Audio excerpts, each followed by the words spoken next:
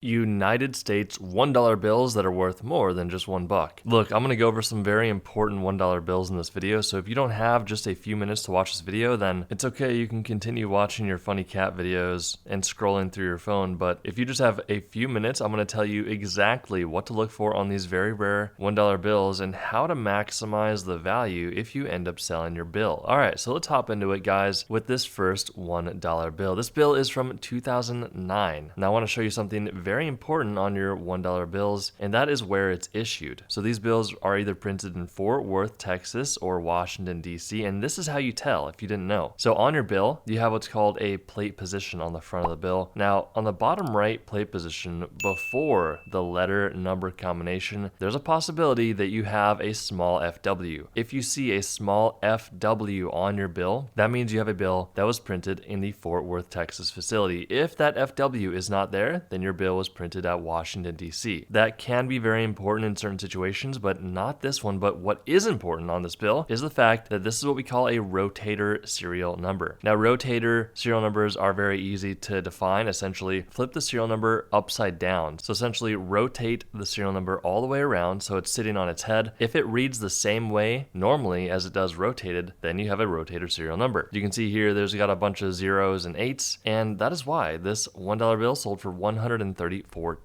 Now, moving on to this next $1 bill from 1988, I do want to point out that the previous bill was a 58 grade, which means there is a fold on the bill. This one's a 64. Remember, 70 is the highest grade. That is telling me right now that there are no folds on this bill whatsoever. Now, when it comes to the grade, 60 to 70 means no folds, but you may be curious, how do I get to a 70 grade? Because remember, the higher the grade you get, the more money it's going to be worth. So no folds, good. You're going to get a 60 to 70. The next thing is you want to make sure there is no or very little handling. So essentially like little bends, tiny little creases, that is going to make the grade decrease. But one of the biggest things on uncirculated bills with no folds is the centering. That white margin on the front and the back of the bill all the way around, the better centering you have, the more likely to get a higher grade. This is a Radar rotator serial number, and it sold for $216. All right, guys, here we are on the next bill. This is a 1985 $1 bill. This one got graded by PMG at a 66. What's cool about this one is the serial number, okay? So this is a pretty big mouthful, and it's not very important that I explain every single bit here. It's a bit of an overkill, but this is essentially a binary radar repeater rotator serial number. All you really need to care about is, hey, does my serial number have ones and zeros, and is it in a cool order? If so, great. You have a bill like this, and it sold for $264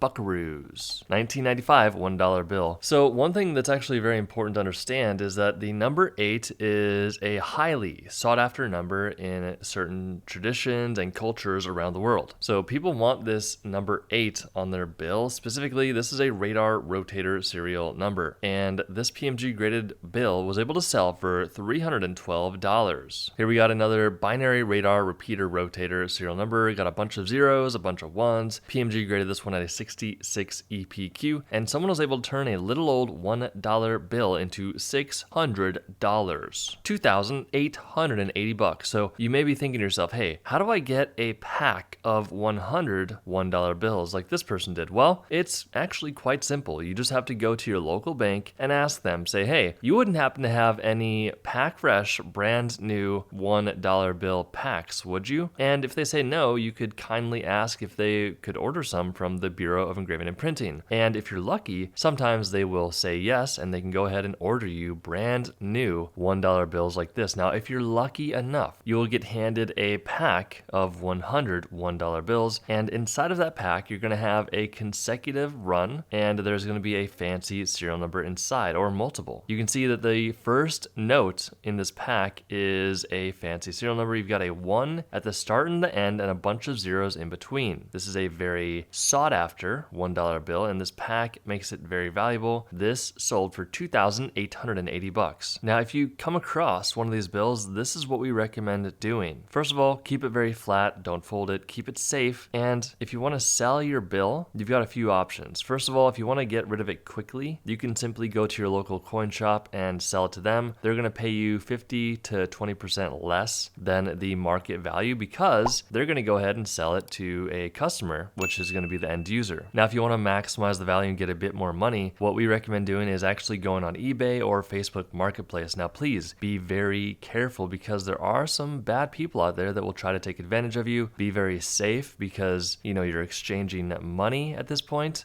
Just make sure that you have the true value. Do your own homework, do your research, look online before you go ahead and just sell to anyone. But we definitely do advise against going to a pawn shop. Do not do that. They will take advantage of you. Now, if you're not sure what you have, or if you want to make sure that what you have is not something incredibly valuable, what we have down below is actually a free coin and currency ebook you can get, no strings attached. We do hope that you did enjoy this video. If you enjoyed it, get your free coin and currency ebook down below, and we will see you guys in the next video.